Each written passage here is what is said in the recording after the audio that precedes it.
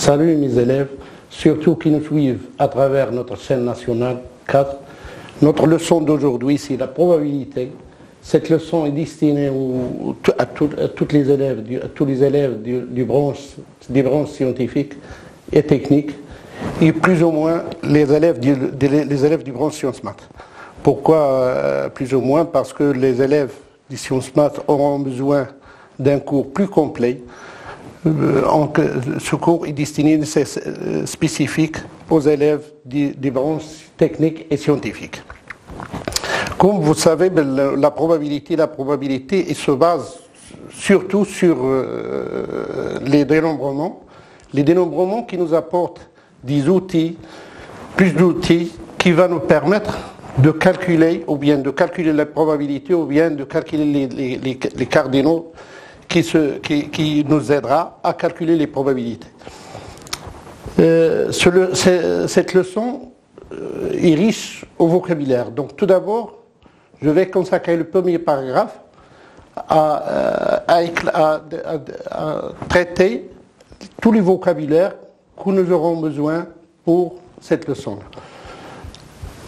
Le premier vocabulaire, c'est l'expression, la première expression qu'on va voir, c'est une expérience aléatoire. Une expérience aléatoire, c'est quoi?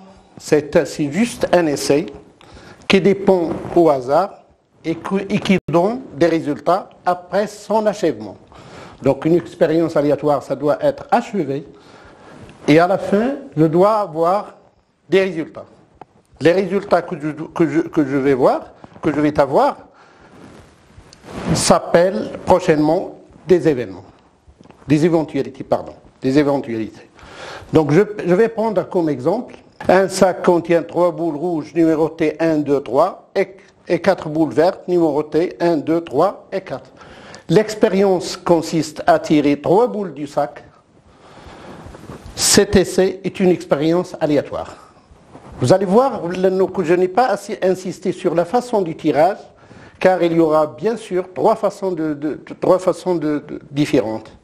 Il y a ce qu'on appellera après, on va voir, ce qu'on appellera après un tirage simultanément. Ça consiste à quoi? Ça consiste à tirer les boules en même temps, c'est-à-dire mettre la main dans le sac et prendre les 3 boules en même temps. Voilà ce qu'on appelle un tirage simultanément. Il y a aussi un tirage successif. On va les voir dans des paragraphes bien détaillés. Il y a un tirage successif sans remise. Ça veut dire prendre la première boule tout d'abord et ne pas la remettre dans le sac, puis tirer la deuxième boule, puis tirer la troisième jusqu'à on finit le tirage. Il y a aussi un tirage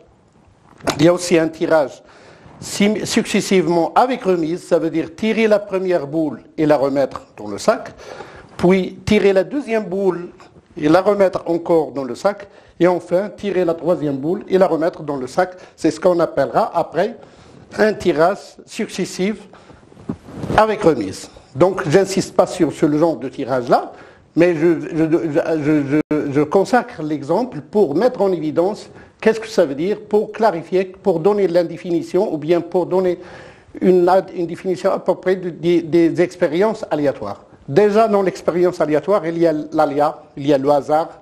Donc, on ne doit pas tricher, on ne doit pas voir les boules tirées.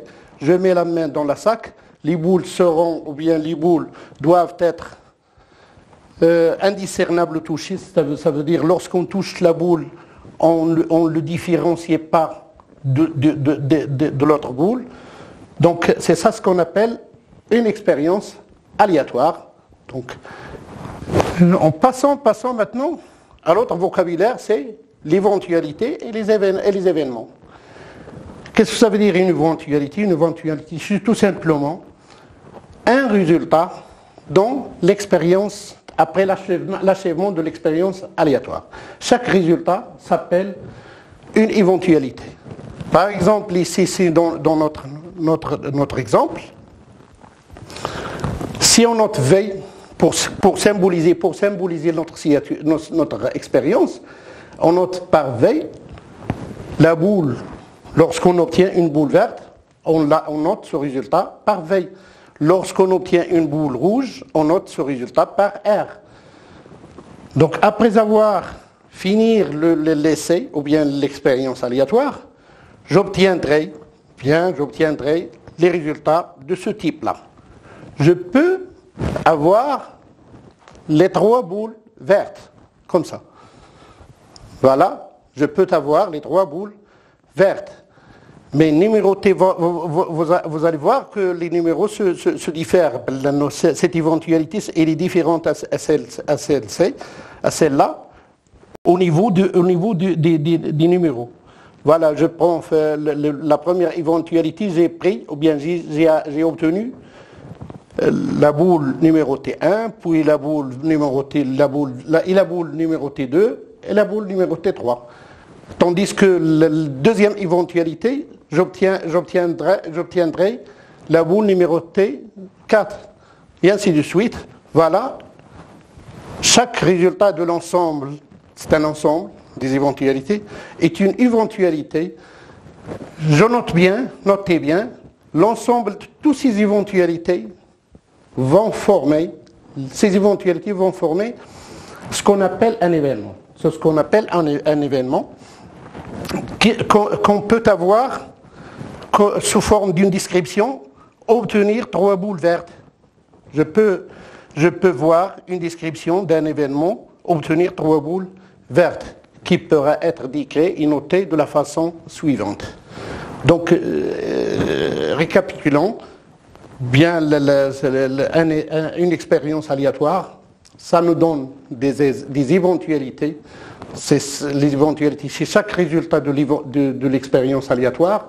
Ces éventualités vont former, lorsqu'on regroupe plusieurs éventualités ou bien au moins une éventualité, je forme un ensemble qu'on appellera un événement. Un événement qui sera décrit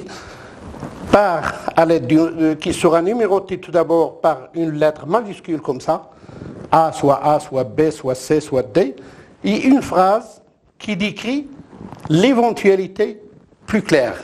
Ça veut dire lorsque j'ai décrit obtenir 3 boules vertes, c'est-à-dire obtenir 3 boules vertes. Je n'ai pas le droit de prendre la boule rouge. Passons maintenant la définition d'un événement, ce que veut dire un événement non vide, parce qu'on va voir qu'il y a un événement vide. Un événement non vide, dans une expérience aléatoire, est un ensemble formé par des éventualités, par au moins une éventualité. Et on va voir des cas particuliers des événements. L'ensemble vide est aussi un événement. Ça s'appelle l'événement impossible, qui ne contient aucune éventualité. Pourquoi impossible? On va voir au niveau de probabilité, au niveau qui ne se réalisera jamais, parce que puisqu'il ne contient aucune éventualité, il ne se réalisera jamais.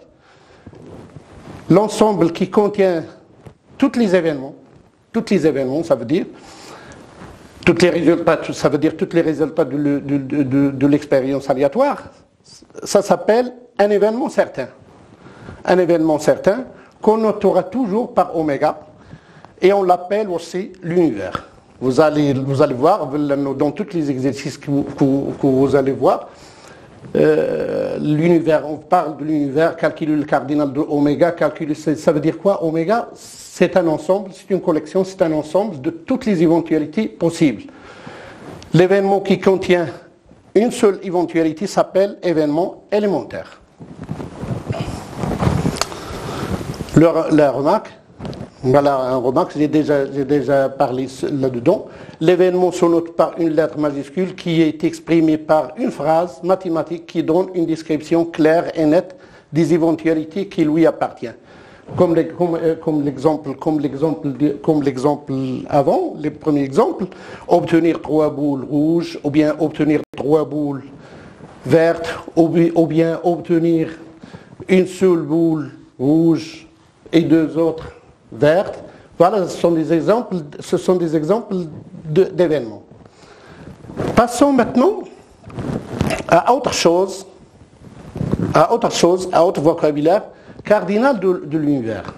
Le cardinal de l'univers, Je donne la définition générale, ce que ça veut dire un cardinal. Cardinal, pour les maths, ça veut dire l'ensemble, c'est le nombre cardinal d'un ensemble en général et le nombre de ses éléments. C'est-à-dire, lorsqu'un ensemble est formé par 3 éléments, le cardinal de cet ensemble est égal à 3. Lorsque un ensemble est constitué par un seul élément, le cardinal de oméga, le cardinal de cet ensemble est égal à 1. Bien sûr, automatiquement, cardinal de l'ensemble vide, ça donne égal 0. Et comme conséquence à cette définition-là, le cardinal de, puisqu'on parle des expériences aléatoires et l'univers, cardinal de l'univers est l'ensemble et le nombre de toutes les éventualités possibles qu'une expérience aléatoire puisse nous donner. Et on le note toujours par cardinal. Je prends les 4 lettres du mot latin. Donc cardinal, il sera toujours noté comme ça. Mais comme cas particulier, n'oubliez pas qu'on peut aussi calculer, le cardinal d'un événement. Cardinal d'un événement, c'est quoi? C'est exactement le nombre de toutes les éventualités qui forment cet événement. Je passe maintenant au deuxième paragraphe. Comment peut-on calculer ces cardinaux? Dans ce paragraphe, comment peut-on calculer ces cardinaux? Donc le cardinal, comment peut-on calculer? Comme j'ai dit au départ, que la leçon est basée sur les dénombrements qui nous apportent tout un bagage, les outils possibles qu'on pourra utiliser pour calculer cardinal de oméga. Donc, c'est spécifique, ce sont des mots spécifiques à cette leçon-là. Vous allez voir comme outil, premier outil, c'est le factoriel. Le factoriel, ça veut dire quoi, le factoriel, comme définition? Étant donné un entier naturel, non nul, factoriel n, c'est un entier relatif, c'est un entier naturel tout d'abord. Je m'excuse, c'est un entier naturel, noté avec cette notation, la point n avec exclamation, est défini par le produit des n facteurs. Le produit des n facteurs commençant par 1, jusqu'à n bien sûr. Et par convention, bien sûr, pourquoi? Parce que j'ai exclu le 0, et par convention, on note 0 factoriel égale 1. Pour les calculs dans les examens, on ne doit pas se plonger dans les calculs des factoriels.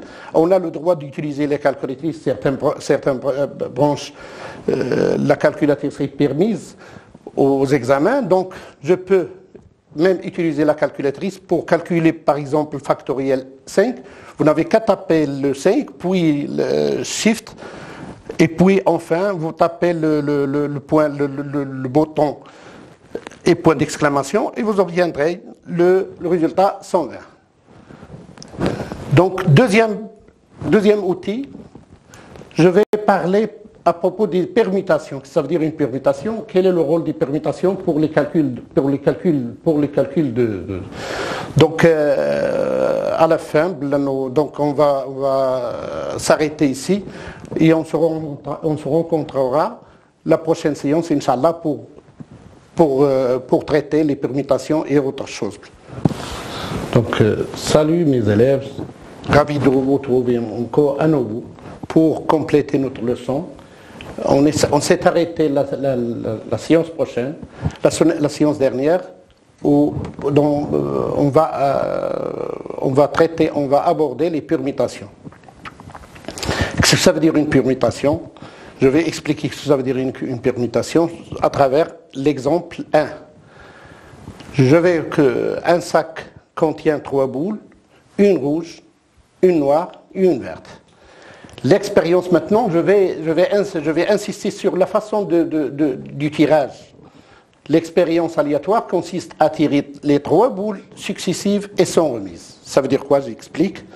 On tire la première boule et on la laisse dehors, puis la deuxième et enfin jusqu'à qu'on tire la troisième. La question posée, écrire toutes les éventualités possibles. C'est-à-dire les décrire, les mettre en évidence.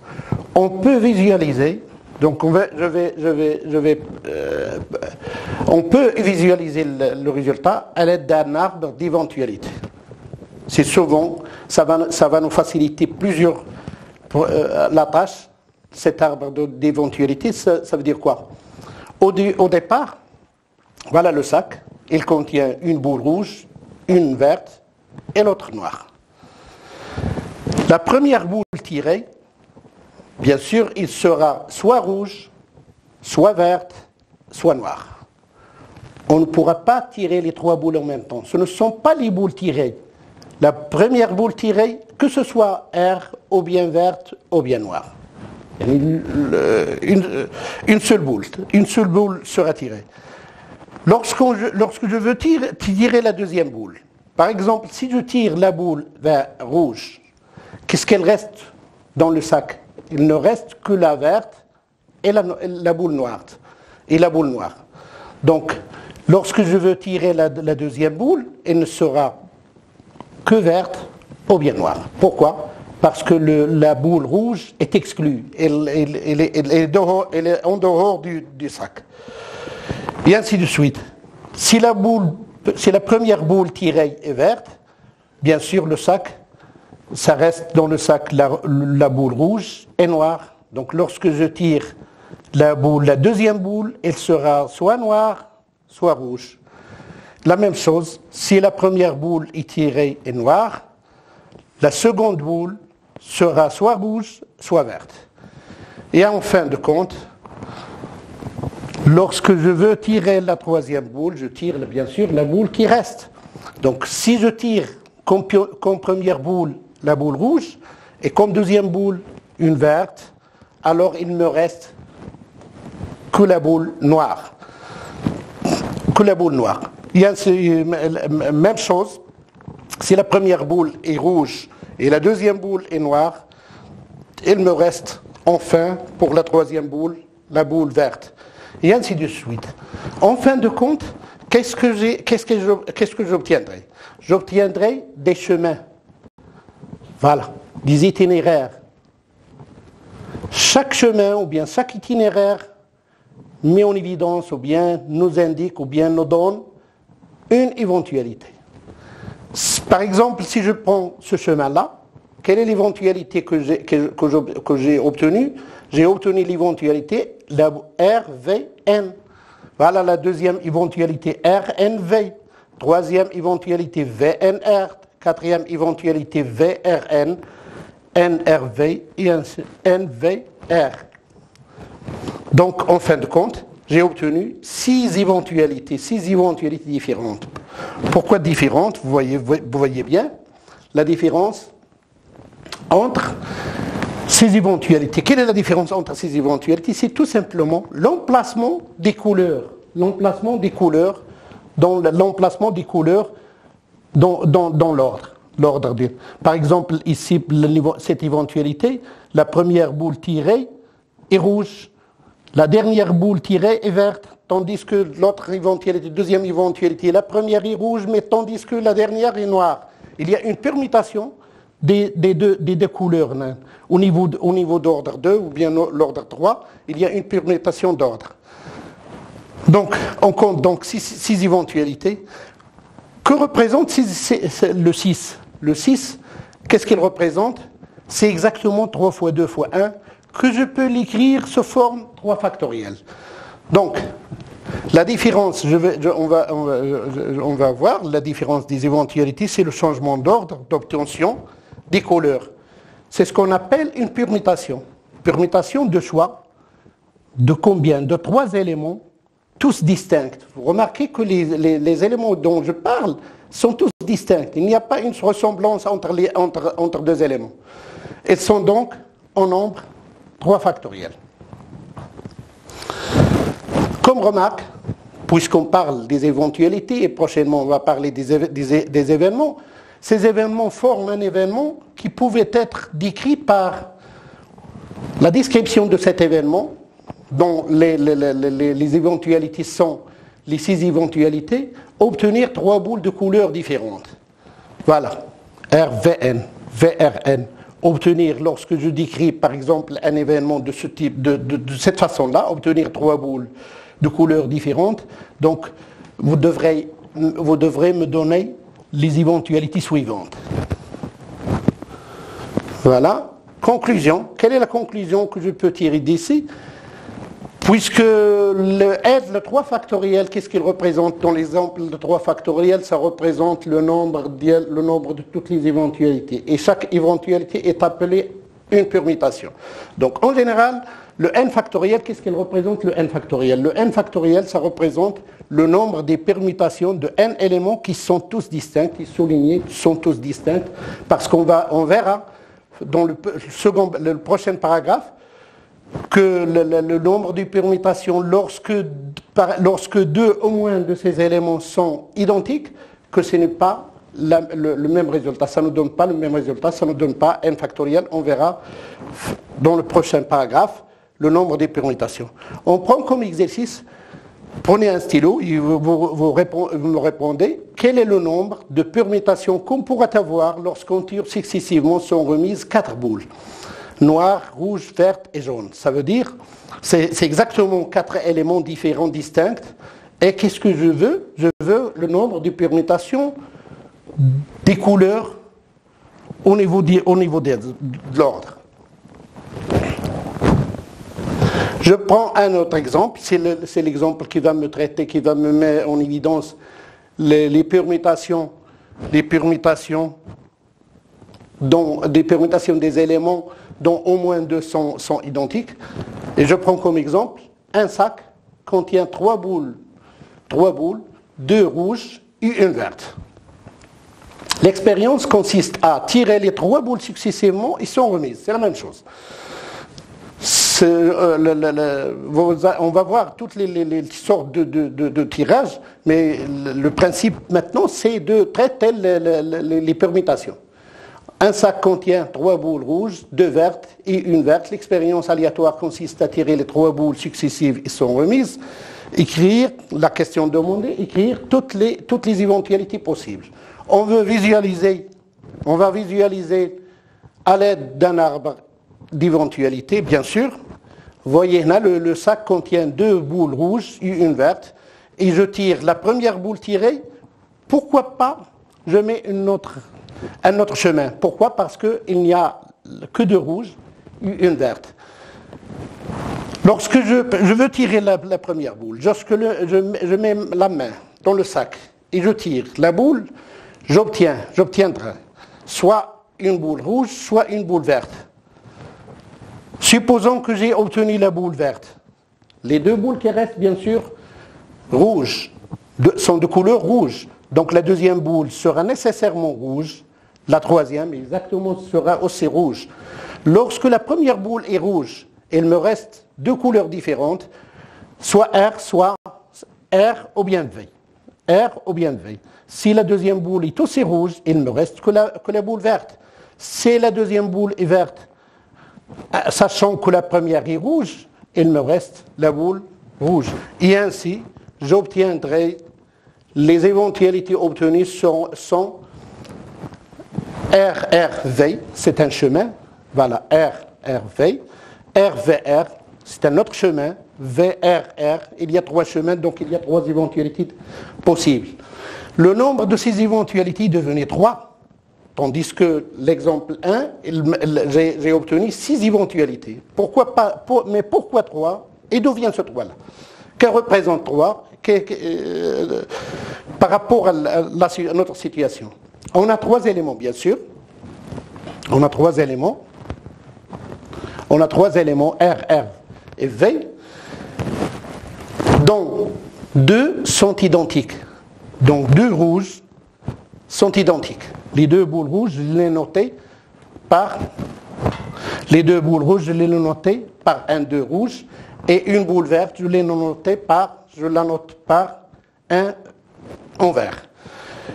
Si je calcule un simple calcul me permet de déterminer la valeur de ce chiffre-là. Le 3 factoriel, c'est 3 fois 2 fois 1. 2 factoriel, c'est 2 fois 1 fois 1. Donc le résultat total, c'est 3. Voilà le 3. D'où vient le 3? C'est donc le nombre qu'est-ce qu'il représente ce chiffre-là? Puisqu'il s'agit bien sûr des permutations, pourquoi? Parce qu'on voit que au niveau de l'ordre, les couleurs changent. Les deux boules rouges sont en premier et deuxième ordre. L'ordre 1, l'ordre 3, l'ordre 3 et 4. Donc c'est juste un changement d'ordre. Donc, puisqu'il s'agit toujours des permutations, donc c'est le chiffre, le 3, ça indique le chiffre, le nombre des permutations de 3 éléments dont 2 sont identiques et 1 différent. Et donc, en bref, il nous restera pas beaucoup de temps, si en général n éléments sont partagés en p catégories, si n1 est le nombre de la catégorie 1, n2 est le nombre de la catégorie 2, np est le nombre de la catégorie p, alors le nombre de permutations de ces n éléments, vous voyez, ils ne sont pas tous distincts. Il y a N1 rouge, par exemple, N2 vert, et N3, et ainsi de suite. Le nombre de permutations de ces N éléments est donné par ce chiffre-là. Donc, est donné par ce chiffre-là, N factoriel, N1 sur N2, par un simple calcul, je peux calculer, et vous prenez comme exercice la même situation. On tire successivement 3 boules. Quels sont les nombres de permutations qu'on pourrait avoir? Les 2 boules rouges et les deux boules vertes. On finit par cet exercice-là et on se retrouvera prochainement pour traiter ou bien pour aborder les arrangements sans répétition, les arrangements sans répétition, les arrangements avec répétition et les combinaisons. Au revoir et à bientôt.